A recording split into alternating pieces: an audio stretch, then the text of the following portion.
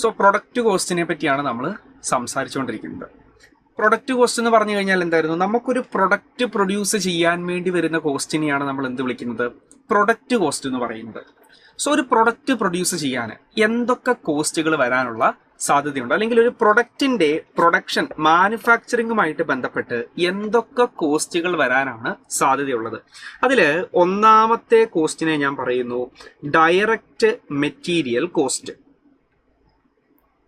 Direct material cost, ഷോർട്ടായിട്ട് ഞാൻ ഇതിന് DM കോസ്റ്റ് എന്ന് വിളിക്കും. ഡയറക്റ്റ് മെറ്റീരിയൽ കോസ്റ്റ് അല്ലെങ്കിൽ DM കോസ്റ്റ്.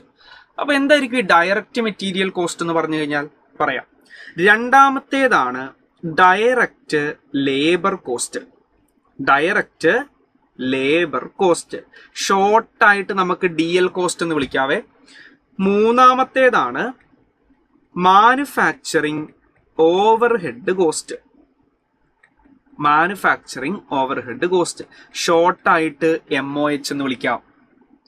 ഓക്കെ, അപ്പോഴ് ഒരു പ്രൊഡക്റ്റ് കോസ്റ്റ്, ഒരു പ്രൊഡക്റ്റിന്റെ പ്രൊഡക്ഷനുമായിട്ട് ബന്ധപ്പെട്ട് 3 തരത്തിലുള്ള കോസ്റ്റുകളാണ് നമുക്കുള്ളത്. അതിൽ ഒന്നാമത്തേതാണ് ഡയറക്റ്റ് മെറ്റീരിയൽ കോസ്റ്റ്, രണ്ടാമത്തേതാണ് ഡയറക്റ്റ് ലേബർ കോസ്റ്റ്, മൂന്നാമത്തേതാണ് മാനുഫാക്ചറിങ് ഓവർഹെഡ് കോസ്റ്റ്. ഇനി ഓരോന്നായിട്ട് നമുക്ക് പറയാം. എന്താണ് ഡയറക്റ്റ് മെറ്റീരിയൽ കോസ്റ്റ് എന്ന് പറഞ്ഞു കഴിഞ്ഞാൽ, സോ ആദ്യമായിട്ട് നമ്മൾ ഡീൽ ചെയ്യുന്നത് ഡയറക്റ്റ് മെറ്റീരിയൽ കോസ്റ്റ് അല്ലെങ്കിൽ DM കോസ്റ്റിനെ പറ്റിയാണ് പറയുന്നത്. എന്തായിരിക്കും ഡയറക്റ്റ് മെറ്റീരിയൽ കോസ്റ്റ് എന്ന് പറയുന്നത്? ഇപ്പൊ ഞാൻ ഒരു പ്രൊഡക്റ്റ് പ്രൊഡ്യൂസ് ചെയ്യാൻ വേണ്ടിയിട്ട് ബേസിക് ആയിട്ട് എനിക്ക് എന്താണ് വേണ്ടത്? ഒരു റോ മെറ്റീരിയൽ വേണം. എന്താ റോ മെറ്റീരിയൽ എന്ന് പറഞ്ഞു കഴിഞ്ഞാൽ ആ പ്രൊഡക്റ്റിന്റെ ഏറ്റവും ബേസിക് ആയിട്ടുള്ള ഒരു സാധനം. ഇപ്പൊ ഞാൻ പറയുന്നു എനിക്ക് ഷെയ്ക്ക് ഉണ്ടാക്കണം, എനിക്കൊരു ഇപ്പൊ എന്ത് ഷെയ്ക്ക്, ഒരു മാംഗോ ഷെയ്ക്ക് എനിക്ക് ഉണ്ടാക്കണം. ഈ മാംഗോ ഷെയ്ക്ക് ഉണ്ടാക്കാൻ വേണ്ടിയിട്ട് എനിക്ക് എന്തൊക്കെ ആവശ്യമുണ്ട്? എനിക്ക് മാംഗോ ആവശ്യമുണ്ട്, അതുപോലെ തന്നെ മിൽക്ക് ആവശ്യമുണ്ട്, ഷുഗർ ആവശ്യമുണ്ട്. ഇത്രയും കാര്യങ്ങളാണ് ബേസിക് ആയിട്ട് നമ്മുടെ ഒരു ഷെയ്ക്കിൽ, മിൽക്ക് ഷെയ്ക്കിൽ ഉണ്ടാവുന്നത്. മാംഗോ വേണം, മിൽക്ക് വേണം, ഷുഗർ വേണം. സോ ഇതാണ് എൻ്റെ പ്രൊഡക്റ്റ്. മാംഗോ ഷെയ്ക്ക് ആണ് എൻ്റെ പ്രൊഡക്റ്റ് എന്ന് പറയുന്നത്. അതിനാവശ്യമായിട്ടുള്ള മെറ്റീരിയൽസ് ആണ് മാംഗോ, മിൽക്ക്, ഷുഗർ. ഇവരൊക്കെ അതിനാവശ്യമായിട്ടുള്ള മെറ്റീരിയൽസ് ആണ്. ഈ മാംഗോ വാങ്ങിക്കാൻ വേണ്ടിയിട്ട് എനിക്ക് ഏകദേശം കിലോയ്ക്ക് 100 രൂപയായി എന്ന് വിചാരിക്കുക. മിൽക്കിന് എനിക്കൊരു ലിറ്ററിന് ഏകദേശം 56 രൂപ, ഷുഗറിന് 1 കിലോയ്ക്ക് ഒരു 40 രൂപ. മക്കളെ, ഇതിനെയാണ് മാംഗോ വാങ്ങിക്കാൻ എനിക്ക് 100 രൂപ വന്നിട്ടുണ്ട്. ഇതിനെയാണ് നമ്മൾ എന്ത് വിളിക്കുന്നത്? Direct material cost. അടുത്ത മെറ്റീരിയൽ എന്താണ്? മിൽക്കാണ്. മിൽക്ക് വാങ്ങിക്കാൻ എനിക്ക് 56 രൂപ വന്നിട്ടുണ്ട്. സോ അതിനെ നമുക്ക് എന്ത് വിളിക്കാം? ഡയറക്റ്റ് മെറ്റീരിയൽ കോസ്റ്റ് എന്ന് വിളിക്കാം. സോ ഡയറക്റ്റ് മെറ്റീരിയൽ കോസ്റ്റ് എന്ന് പറഞ്ഞു കഴിഞ്ഞാൽ എന്താണ്? നമ്മുടെ റോ മെറ്റീരിയൽസിന് ആവശ്യമായിട്ടുള്ള കോസ്റ്റ്, അല്ലെങ്കിൽ റോ മെറ്റീരിയൽസിന് വന്ന കോസ്റ്റിനെയാണ് നമ്മൾ എന്ത് വിളിക്കുന്നത്? ഡയറക്റ്റ് മെറ്റീരിയൽ കോസ്റ്റ് എന്ന് വിളിക്കുന്നത്. നിങ്ങൾ തന്നെ ചിന്തിച്ചു നോക്ക്, ഒരു പ്രൊഡക്റ്റ് പ്രൊഡ്യൂസ് ചെയ്യാൻ വേണ്ടിയിട്ട് നമുക്ക് ബേസിക് ആയിട്ട് എന്ത് വേണം? റോ മെറ്റീരിയൽ ആവശ്യമുണ്ട്, മെറ്റീരിയൽസ് നമുക്ക് ആവശ്യമുണ്ട്. സോ ആ മെറ്റീരിയൽസിന് വരുന്ന കോസ്റ്റിനെ, അല്ലെങ്കിൽ ആ മെറ്റീരിയൽസ് വാങ്ങിക്കാൻ വേണ്ടി നമുക്ക് വരുന്ന ചെലവിനെയാണ് നമ്മൾ എന്ത് വിളിക്കുന്നത്? ഡയറക്റ്റ് മെറ്റീരിയൽ കോസ്റ്റ് എന്ന് വിളിക്കുന്നത്. അത് വാങ്ങിക്കാൻ വേണ്ടി നമുക്ക് വന്ന ചെലവ്, അതിനെയാണ് നമ്മൾ എന്ത് വിളിക്കുന്നത്? ഡയറക്റ്റ് മെറ്റീരിയൽ കോസ്റ്റ് എന്ന് വിളിക്കുന്നത്. അടുത്തത്, ഈ ഡയറക്റ്റ് മെറ്റീരിയൽ കോസ്റ്റ് നമ്മൾ പറഞ്ഞു. രണ്ടാമത്തെ ആളിലോട്ട് പോകുന്നു, ഡയറക്റ്റ് ലേബർ കോസ്റ്റ്. രണ്ടാമത്തെ ആളിലോട്ട് പോകുന്നു ഡയറക്റ്റ് ലേബർ കോസ്റ്റ്. എന്തായിരിക്കും ഡയറക്റ്റ് ലേബർ കോസ്റ്റ് എന്ന് പറഞ്ഞു കഴിഞ്ഞാൽ, നമ്മൾ ഈ ഒരു സാധനം വാങ്ങി, അല്ലെങ്കിൽ നമ്മൾ ഈ റോ മെറ്റീരിയൽസ് നമ്മൾ പർച്ചേസ് ചെയ്തു. സപ്പോസ് ഞാൻ എടുക്കുന്നു മാംഗോ, മിൽക്ക്, ഷുഗർ. എൻ്റെ മെറ്റീരിയൽസ് ഒക്കെ ഞാൻ വാങ്ങിച്ചിട്ട് ഞാനതവിടെ അതേപടി വെക്കുകയാണ്, ഒന്നും ചെയ്യുന്നില്ല. കുറച്ച് ദിവസം ഇരുന്നിട്ട് ഇവരങ്ങ് ഷെയ്ക്ക് ആയിക്കോട്ടെ എന്ന് വിചാരിച്ചു കഴിഞ്ഞാൽ ഇവർ ഷെയ്ക്ക് ആവുമോ? പറ്റൂലല്ലോ. നമ്മൾ എന്ത് ചെയ്യണം? ഒരാളെ കൊണ്ട്, ഒരു ജ്യൂസ് മേക്കർ ഉണ്ടാവും, ഇയാളെ കൊണ്ട് എന്ത് ചെയ്യണം? പണി എടുപ്പിക്കണം. ഇയാൾ വന്നിട്ട് ഈ മാംഗോ അല്ലെങ്കിൽ ഈ മാങ്ങയുടെ എന്ത് ചെയ്യും? തൊലിയൊക്കെ കളഞ്ഞ് അതിനെ സെറ്റ് ചെയ്ത് ജാറിലിട്ട് അടിച്ചെടുക്കുന്നു. അപ്പോൾ ഈ ഒരു സാധനം ചെയ്യാൻ വേണ്ടിയിട്ട് നമുക്കൊരു ലേബർ ആവശ്യമുണ്ട്, അല്ലെങ്കിൽ ഒരു വർക്കർ ഇതിനാവശ്യമുണ്ട്, അല്ലെങ്കിൽ ഒരു വർക്ക് എടുക്കണം. അതിനുവേണ്ടി ഒരു ജ്യൂസ് മേക്കർ നമുക്ക് ആവശ്യമുണ്ട്. ഈ ജ്യൂസ് മേക്കറിന് ഞാൻ മാസം ഒരു പൈസ കൊടുക്കുന്നുണ്ട്, അല്ലെങ്കിൽ അയാൾ പണിയെടുക്കുന്ന മണിക്കൂറിന്. US ഗ്യാപ്പ് ആണ്, നമ്മൾ US കാര്യങ്ങളാണ് ഡീൽ ചെയ്യുന്നത്. നിങ്ങൾക്കറിയാം, അവിടെ മണിക്കൂറിനാണ് പൈസ വരുന്നത്. നമ്മുടെ നാട്ടിൽ കുറെ ആളുകൾ കാനഡയിലോട്ടും UK ഒക്കെ ഷിഫ്റ്റ് ചെയ്ത് എന്തിനാണ്? നമ്മൾ പറയും എടാ അവിടെ മണിക്കൂറിന് 1000 രൂപ വെച്ച് നമുക്ക് കിട്ടുന്നുണ്ട്, അതാണ് പറയുന്നത്. ഓക്കെ, അല്ലെങ്കിൽ $10 വെച്ചിട്ടാണ് കിട്ടുന്നത്, മണിക്കൂറിന് $10 വെച്ചിട്ടാണ്, അല്ലെങ്കിൽ 10 പൗണ്ട് വെച്ചിട്ടാണ് കിട്ടുന്നത് പറയുമ്പോൾ നമ്മൾ പറയും 1000 രൂപയുണ്ട്, ഇത്രയും കിട്ടുന്നുണ്ടെന്നൊക്കെ പറയും. സോ മണിക്കൂറിന് അയാൾ പണിയെടുക്കുന്ന മണിക്കൂറിനനുസരിച്ച് എനിക്ക് എന്ത് ചെയ്യണം? അയാൾക്കൊരു പേയ്മെന്റ് കൊടുക്കണം. അപ്പോൾ ഡയറക്റ്റ് ലേബർ കോസ്റ്റ് എന്ന് പറഞ്ഞു കഴിഞ്ഞാൽ എന്താണ്? ഡയറക്റ്റ് ലേബർ കോസ്റ്റ് എന്ന് പറഞ്ഞു കഴിഞ്ഞാൽ ഈ റോ മെറ്റീരിയൽ ഫൈനൽ പ്രൊഡക്റ്റ് ആക്കി മാറ്റാൻ വേണ്ടിയിട്ട് കുറച്ച് ലേബേഴ്സ് എന്ത് ചെയ്യും? ഇതിന്റെ മുകളിൽ പണിയെടുക്കും. അവർക്ക് നമ്മൾ കൊടുക്കുന്ന വേജ്,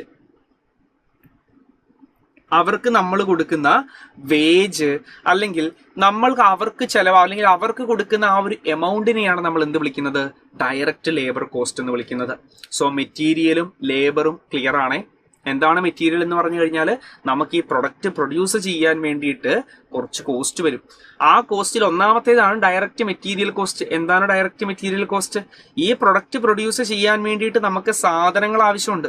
ഈ സാധനങ്ങൾ നമ്മൾ വാങ്ങിക്കണം, പർച്ചേസ് ചെയ്യണം, റോ മെറ്റീരിയൽസ് നമുക്ക് ആവശ്യമുണ്ട്. അതിന് വരുന്ന ചെലവാണ് ഡയറക്റ്റ് മെറ്റീരിയൽ കോസ്റ്റ്. എന്താണ് ഡയറക്റ്റ് ലേബർ കോസ്റ്റ് എന്ന് പറഞ്ഞു കഴിഞ്ഞാൽ? ഡയറക്റ്റ് ലേബർ കോസ്റ്റ് എന്ന് പറഞ്ഞു കഴിഞ്ഞാൽ ഈ പ്രൊഡക്റ്റ് മെറ്റീരിയൽസ് മാത്രം പോരാ, അതിന്റെ കൂട്ടത്തിൽ എന്ത് വേണം? നമ്മൾ വേറെ കുറച്ച് സാധനങ്ങൾ, അല്ലെങ്കിൽ ഒരു എംപ്ലോയിയെ വെച്ചിട്ട് അവിടെ പണിയെടുപ്പിക്കണം, ഒരു ലേബർ അവിടെ നിന്ന് പണിയെടുക്കണം. അയാൾക്ക് മണിക്കൂറിന് അയാൾ എത്ര മണിക്കൂറാണോ ആ പ്രൊഡക്റ്റിന്റെ മുകളിൽ, അല്ലെങ്കിൽ എത്ര ലേബർ ഹവർ സ്പെൻഡ് ചെയ്തോ അതിനനുസരിച്ച് നമ്മൾ എന്ത് ചെയ്യും? അയാൾക്ക് വേജ് കൊടുക്കും. സോ അതാണ് ഡയറക്റ്റ് ലേബർ കോസ്റ്റ് എന്ന് പറയുന്നത്. അടുത്തത് മൂന്നാമത്തെ ആളിലോട്ട് നമ്മൾ വരുന്നു, മാനുഫാക്ചറിങ് ഓവർഹെഡ്. Manufacturing overhead. ഈ മാനുഫാക്ചറിങ് ഓവർഹെഡ് എന്ന് പറയുന്ന സാധനം കുറേ കുട്ടികൾക്ക് കൺഫ്യൂഷൻ ആവുന്നതാണ്. കുറേ പിള്ളേർ കൺഫ്യൂഷൻ അടിക്കുന്ന ഒരു സാധനമാണ് മാനുഫാക്ചറിങ് ഓവർഹെഡ്. ഇങ്ങനെ ചിന്തിച്ചു നോക്കുക. മാനുഫാക്ചറിങ് ഓവർഹെഡ് എന്ന് പറഞ്ഞു കഴിഞ്ഞാൽ ഡയറക്റ്റ് മെറ്റീരിയലും അല്ല, ഡയറക്റ്റ് ലേബറും അല്ല. സോ മെറ്റീരിയലും ലേബറും നമ്മൾ കൃത്യമായിട്ട് പറഞ്ഞു കഴിഞ്ഞു. ഡയറക്റ്റ് മെറ്റീരിയലും ഡയറക്റ്റ് ലേബറും അല്ലാത്ത വേറെ ചില ആളുകൾ ഇതിൽ ഇൻവോൾവ് ആവണം. ഡയറക്റ്റ് മെറ്റീരിയലും ഡയറക്റ്റ് ലേബറും അല്ലാത്ത വേറെ എന്തൊക്കെയോ എലമെന്റ്സ് നമുക്ക് ഈ പ്രൊഡക്ഷൻ പ്രോസസ്സിൽ ആവശ്യമുണ്ട്. അപ്പോൾ ഇവരെയാണ് നമ്മൾ മാനുഫാക്ചറിങ് ഓവർഹെഡ് എന്ന് വിളിക്കുന്നത്. ഒന്നും കൂടെ സിമ്പിൾ ആയിട്ട് പറയുന്നു, നമ്മൾ ഷെയ്ക്ക് ഉണ്ടാക്കുന്ന കഥയാണ് പറഞ്ഞുകൊണ്ടിരിക്കുന്നത്. നമ്മൾ ആദ്യം മാംഗോ വാങ്ങി, ഷുഗർ വാങ്ങി, കട്ടപ്പാൽ, മിൽക്ക് വാങ്ങി, എന്നിട്ട് എന്ത് ചെയ്തു? ഒരു ജ്യൂസ് മേക്കർ ഉണ്ട്, നമുക്കൊരു മിക്സ്, അല്ലെങ്കിൽ എന്ത് ചെയ്യുന്നുണ്ട്, നമ്മളൊരു മിക്സിയിൽ ഒരു ലേബറെ വെച്ചിട്ട് പണിയെടുപ്പിച്ചു. അയാൾ മിക്സിയിലിട്ട് അടിച്ചിട്ട് എന്ത് ചെയ്തു? ജ്യൂസ് ഉണ്ടാക്കി. ഇയാള് യൂസ് ചെയ്ത സാധനം എന്താ? മിക്സി അല്ലേ യൂസ് ചെയ്തത്. ഈ മിക്സി എന്തിൽ വെച്ചിട്ടാണ് നമ്മൾ പ്രവർത്തിക്കുന്നത്? ഇലക്ട്രിസിറ്റിയിൽ വെച്ചിട്ടല്ലേ നമ്മൾ ഈ മിക്സി പ്രവർത്തിപ്പിക്കുന്നത്, അല്ലെങ്കിൽ മിക്സി എങ്ങനെയാ വർക്ക് ചെയ്യുന്നത്? ഇലക്ട്രിസിറ്റി വേണം. അപ്പോൾ നമ്മൾ ഈ ജ്യൂസിന്റെ കോസ്റ്റ് എടുക്കുമ്പോൾ, അല്ലെങ്കിൽ ഈ ഷെയ്ക്കിന്റെ കോസ്റ്റ് എടുക്കുമ്പോൾ ഇലക്ട്രിസിറ്റിയുടെ കോസ്റ്റ് കൺസിഡർ ചെയ്യണ്ടേ? ഒരു ഷെയ്ക്ക് ഉണ്ടാക്കിയപ്പോൾ എത്ര ഇലക്ട്രിസിറ്റി വന്നു കൺസിഡർ ചെയ്യണ്ടേ? അതായത് നമ്മളുടെ ഫൈനൽ പ്രൊഡക്റ്റ് എന്ന് പറയുന്നത് ഷെയ്ക്ക് ആണ്. ഷെയ്ക്ക് ഉണ്ടാക്കാൻ വേണ്ടി നമുക്ക് മെറ്റീരിയൽസ് വേണം. ഒരു ജ്യൂസറെ, അല്ലെങ്കിൽ ഒരു ജ്യൂസ് മേക്കർ അവിടെ നിന്ന് പണിയെടുത്തിട്ട് എന്ത് ചെയ്തിട്ടുണ്ട്? അയാളെ ജ്യൂസ് ഉണ്ടാക്കി. ജ്യൂസ് മേക്കർ അവിടെ കൈകൊണ്ട് ഉടച്ചിട്ടല്ലല്ലോ ആക്കിയത്. അയാൾ എന്താ ചെയ്തത്? അയാള് ഒരു സ്ഥലം, അല്ലെങ്കിൽ ഒരു ഇലക്ട്രിസിറ്റി എടുത്തിട്ട് ഇലക്ട്രിസിറ്റിയിൽ പ്ലഗ് ചെയ്തിട്ട് മിക്സി കൊണ്ടാണ് അയാൾ എന്ത് ചെയ്തത്? സാധനം ഉണ്ടാക്കിയത്. രണ്ടാമത്തെ കാര്യം, അയാള് ഒരു സ്പേസ് യൂസ് ചെയ്തിട്ടുണ്ട്. അയാൾ ഒരു സ്പേസ്, കടയിലെ ഒരു സ്പേസ് യൂസ് ചെയ്തിട്ടുണ്ട്. അല്ലെങ്കിൽ റെന്റ് എന്ന് പറയുന്ന സാധനം, റെന്റ് കൊടുത്ത് നമ്മൾ ഒരു ഷോപ്പ് വാടകയ്ക്ക് എടുത്തിട്ടാണ് എന്ത് ചെയ്യുന്നത്? നമ്മൾ ഈ ഒരു ജ്യൂസ് ബോക്സ് അല്ലെങ്കിൽ ഈ ജ്യൂസ് സെന്റർ നമ്മൾ നടത്തുന്നത്. സ്വാഭാവികമായിട്ടും ഇതിന്റെ ഒരു ഭാഗം യൂസ് ചെയ്തിട്ടല്ലേ ഈ ഒരു ഷെയ്ക്ക് ഉണ്ടാക്കിയിരിക്കുന്നത്. സ്വാഭാവികമായിട്ടും നമുക്ക് റെന്റിന്റെ ഒരു പോർഷൻ ഇങ്ങോട്ടേക്ക് പോകണ്ടേ? പ്രൊഡക്റ്റ് കോസ്റ്റിലോട്ട് റെന്റിന്റെ ഒരു പോർഷനും കൂടെ പോകണ്ടേ? ഇതാണ് മക്കളെ മാനുഫാക്ചറിങ് ഓവർഹെഡ് എന്ന് പറഞ്ഞു കഴിഞ്ഞാൽ. വളരെ പ്രിസൈസ് ആയിട്ട് പറയുകയാണെങ്കിൽ പ്രൊഡക്ഷൻ പ്രോസസ്സിൽ ഡയറക്റ്റ്ലി ഇവർ ഇൻവോൾവ് ആവുന്നില്ല. പക്ഷെ ഇവരില്ലാണ്ട് നമുക്ക് ഈ പ്രൊഡക്ഷൻ കംപ്ലീറ്റ് ചെയ്യാൻ വേണ്ടി പറ്റില്ല. ഇവരെയാണ് നമ്മൾ എന്ത് വിളിക്കുന്നത്? മാനുഫാക്ചറിങ് ഓവർഹെഡ് എന്ന് വിളിക്കുന്നത്. മാനുഫാക്ചറിങ് ഓവർഹെഡ്സ് പ്രൊഡക്ഷൻ പ്രോസസ്സിൽ ഇൻഡയറക്ട്ലി ഇൻവോൾവ് ആകുന്ന ഇമ്പോർട്ടന്റ് കാറ്റഗറിയാണ് മാനുഫാക്ചറിങ് ഓവർഹെഡ്. തെറ്റിപ്പോകരുത്, വളരെ നല്ല രീതിയിൽ ശ്രദ്ധിക്കേണ്ട ഒരു ഭാഗമാണിത്. കാരണം മാനുഫാക്ചറിങ് ഓവർഹെഡ് എന്ന് പറഞ്ഞാൽ നമുക്ക് ഡയറക്റ്റ് മെറ്റീരിയലും ഡയറക്റ്റ് ലേബറും ഈസി ആയിട്ട് നമ്മൾ ചിന്തിച്ചാൽ മനസ്സിലാവും. കാരണം വിസിബിൾ ആണ് അവര്, പെട്ടെന്ന് തന്നെ കാണാൻ വേണ്ടി പറ്റും. മെറ്റീരിയലും ഉണ്ട്, ലേബറും ഉണ്ട്. നമുക്കറിയാം ഏത് പ്രൊഡക്റ്റിനും ഇതാണ് ആവശ്യമുള്ളത്. നിങ്ങൾ ചിന്തിച്ചോ, റെന്റിന്റെ ഒരു പോർഷൻ വരും, അതുപോലെ തന്നെ നമ്മുടെ ഇലക്ട്രിസിറ്റിയുടെ ഒരു പോർഷൻ അലോക്കേറ്റ് ചെയ്യണം. ഇതൊന്നും നമ്മൾ ചിന്തിച്ചിട്ടില്ലല്ലോ. സോ ഇത് വിസിബിൾ അല്ല, ഡയറക്ട്ലി ഇത് വിസിബിൾ അല്ല, പക്ഷെ ഇൻഡയറക്ട്ലി ഇവർ ഇതിൽ പ്രസന്റ് ആണ്. സോ മാനുഫാക്ചറിങ് ഓവർഹെഡ് ഒരു ഇൻഡയറക്റ്റ് കോസ്റ്റ് ആണ്. ഡയറക്ട്ലി ഇവർ എന്ത് ചെയ്യുന്നില്ല, ഇൻവോൾവ് ആവുന്നില്ല. അപ്പൊ ഇതിന്റെ എക്സാമ്പിൾ ആണ് നമുക്ക് പറയുന്നത് റെന്റ് പറയാം, അതുപോലെ തന്നെ പിന്നെ പറയാൻ വേണ്ടി പറ്റുന്നത് ഇലക്ട്രിസിറ്റി പറയാം.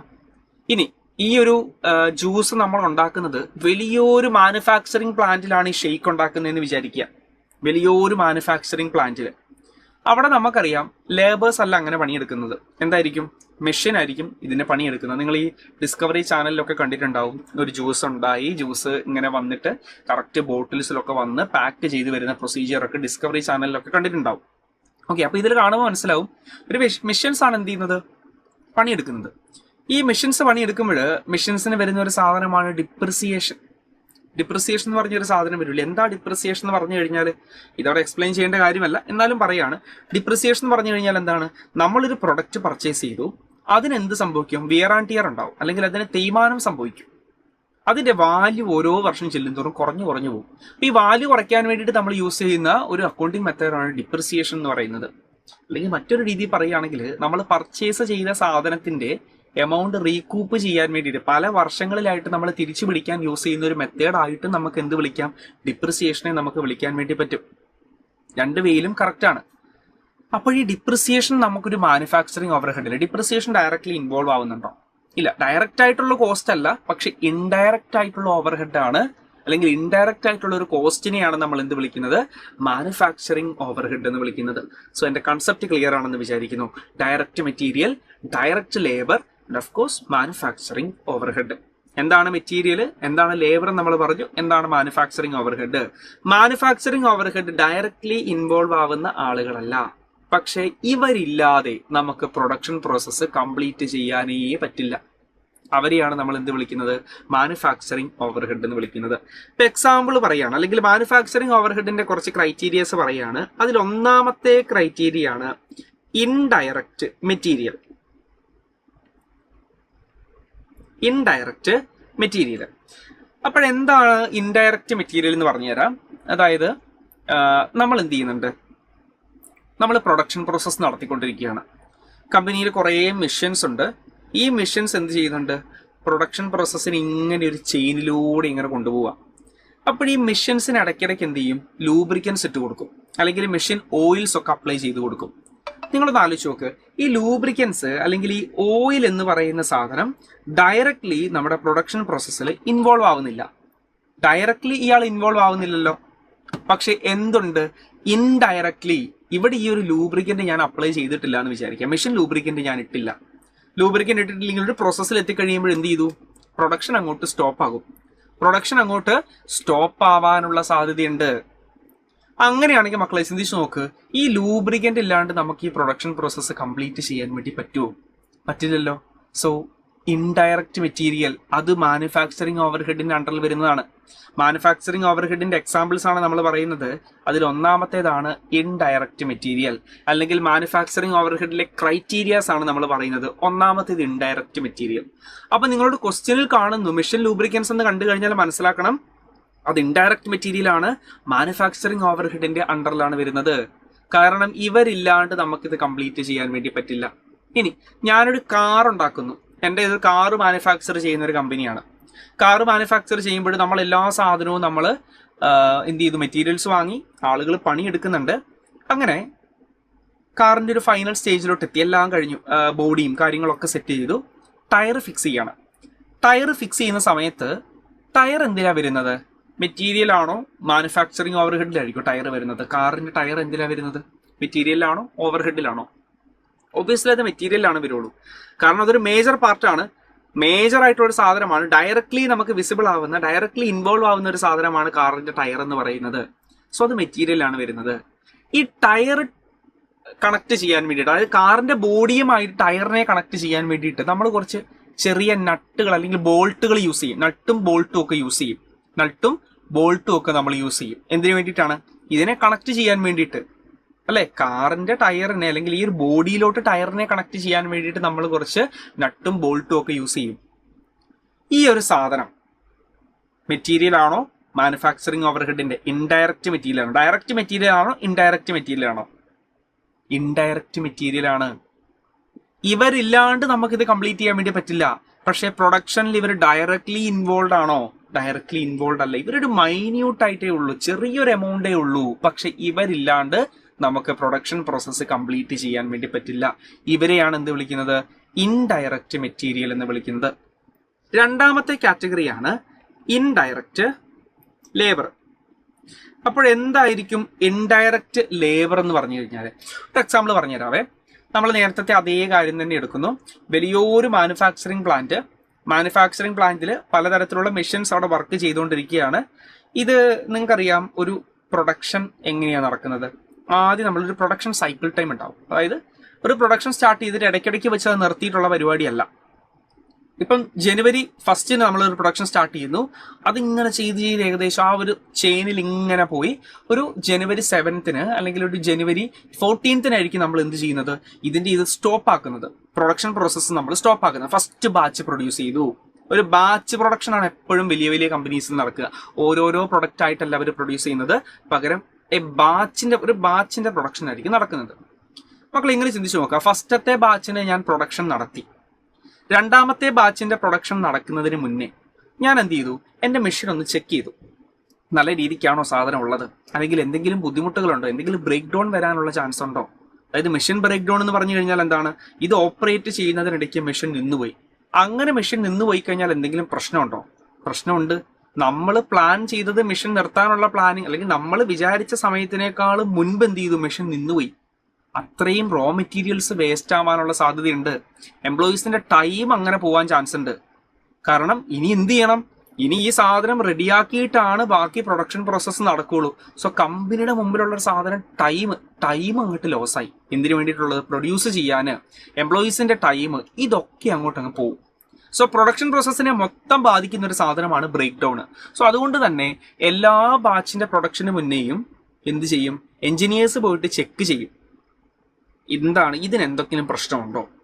ഈ എക്യുപ്മെന്റ്സ് നല്ല രീതിയിലാണോ പോകുന്നത്? എന്തെങ്കിലും ബുദ്ധിമുട്ടുണ്ടോ? മെഷീൻസ് എല്ലാം നല്ല കണ്ടീഷനിലാണോ? അപ്പൊ ഇത് ചെയ്യാൻ വേണ്ടിയിട്ട് കമ്പനിയിലുള്ള ഡിപ്പാർട്ട്മെന്റ് ആണ് മെയിൻ്റനൻസ് ഡിപ്പാർട്ട്മെന്റ്. മെയിൻ്റനൻസ് ഡിപ്പാർട്ട്മെന്റ് എന്താ ചെയ്യുന്നത്? മെഷീൻ എഫിഷ്യന്റ് ആയിട്ട് നല്ല രീതിയിൽ വർക്ക് ചെയ്യാൻ വേണ്ടിയുള്ള കാര്യങ്ങൾ അവിടെ സെറ്റ് ചെയ്യുന്നത് ആരാണ്? മെയിൻ്റനൻസ് ഡിപ്പാർട്ട്മെന്റ് ആണ്. സ്വാഭാവികമായിട്ട് ഞാൻ പറയുന്നു, ഈ മെയിൻ്റനൻസ് ഡിപ്പാർട്ട്മെന്റ് അവിടെ ഇല്ലെങ്കിൽ മക്കളെ പ്രൊഡക്ഷൻ പ്രോസസ്സ് സ്മൂത്ത് ആയിട്ട് നടക്കുമോ? ഈ മാനുഫാക്ചറിങ് സ്മൂത്ത് ആയിട്ട് നടക്കുമോ?